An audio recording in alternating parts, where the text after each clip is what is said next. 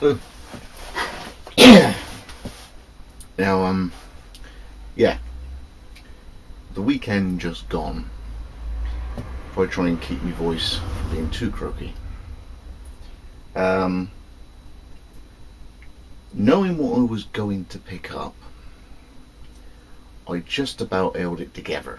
Because you know what happens when people give me stuff. No blubbing, I was told. So, keep it together, man, is the message. I had a PM 6 days ago. Obviously watched me video, Wessex Blades, frank discussion.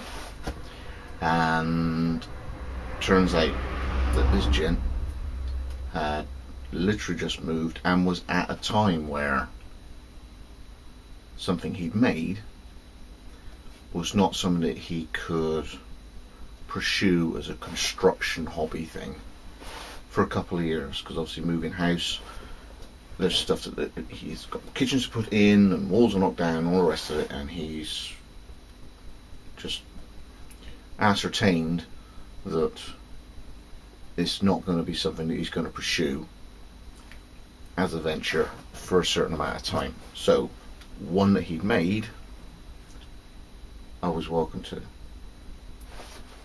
Yeah. And he'd help me any other way. So I knew the magnitude of it when I'm driving. Couple hours to compose me some. So what he gave me was this. First of all, there's a really cool jig. So there's your sort of stanchion things that you put your blade on, with a magnetic paddle on the top, so you can hold it as you move across. Put it one side, put the other side. The way it's constructed should give you a clue as to what may be coming. We're looking at 1/4 inch girder, basically. But this guy does not mess about. So, that is a jig he's given me. And this one. You need a kickstart, he says. You need to hit the ground running. So you need a hand. Okay. And this comes out. You all know how much 1/4 inch brass costs. There's over a metre of brass there. Keep it together, man.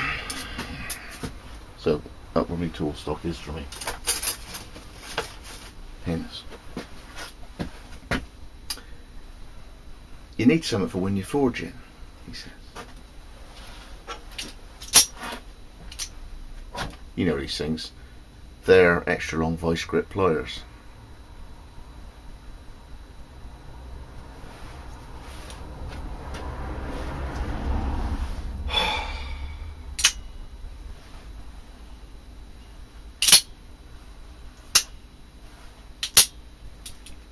You just know how useful that's going to be.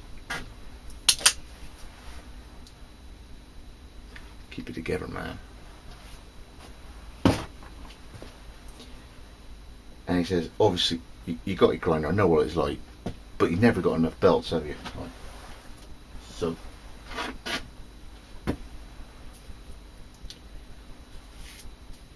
I got some 120. Very useful, because that's like a finishing grade. And our 1830, which the old 1-inch grinder, it can run 1525. It can run right up to 2 meters. So I've got some 120s. Keep it together, man. You need to hit the ground running, he says. And he starts rolling this carrier bag out, and all I can see is the sheer weight of it.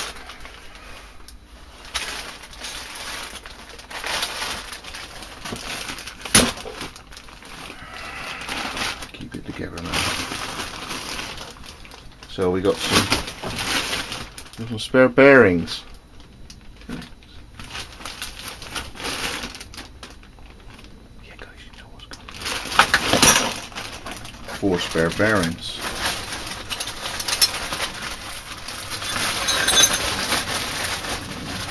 You can hear it, right?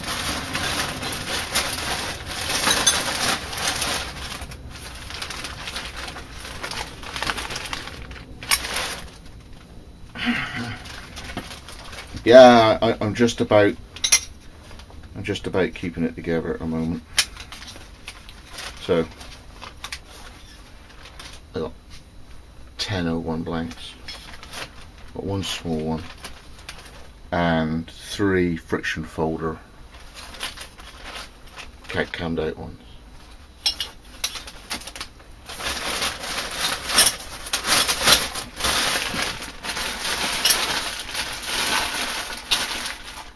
Back in a minute. Okay, keep it together. You know when you might watch Duncan do some kydex and he's there with this Star Trek phaser gun infrared thingy.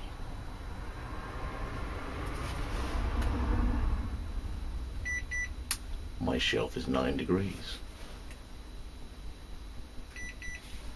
My face is 25.9. It's one of them. That nearly got me, that one. Yeah, infrared temperature sensor ray gun thing. Just with codex, perfect. Okay. Yes. Now, so there's a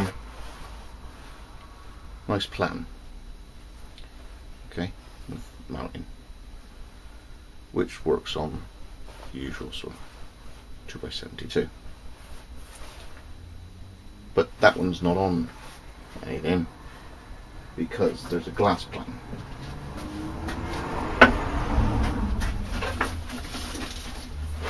As you can see, there's a glass platen on this one.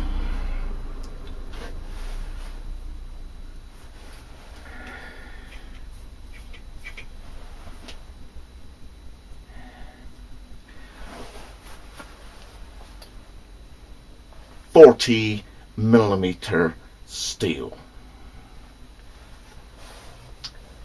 Right, guys.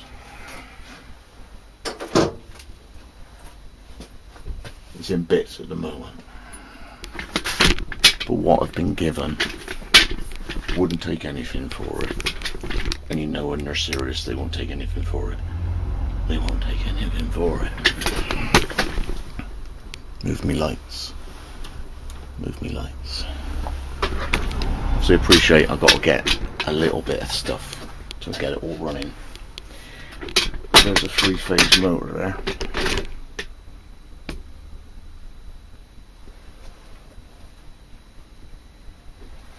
And a rubber drive wheel.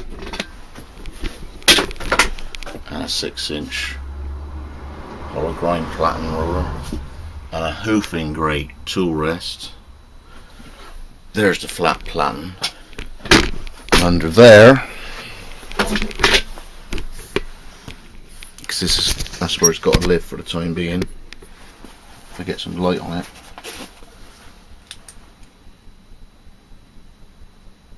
And you can see, there we go.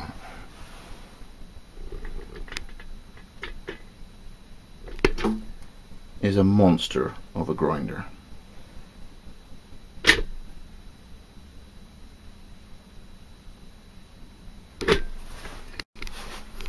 So I get a bit lower view on it. So tool rests go in there. Your clamp for when the arm extends out. The tracking. That's the garage door. There's the tracking wheel. Crown idler. Look at that capstan on there. And the whole thing flips over 90 degrees. There's the hinges there, and it rests on that huge angle piece there, and there's no leg, it rests on that. One is over 90 degrees. The thing is a beast.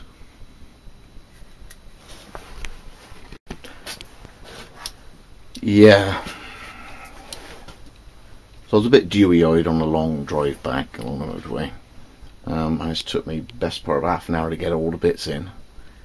But as soon as I get the inverter, and I've got to be really careful about getting the right one, what I'm hoping to do is completely revamp the bench in order to get this to allow new grinder here, boom, up and over, get the well ins to get it direct drive, so mount the motor there with a rubber drive wheel down the back, and that'll save all that room.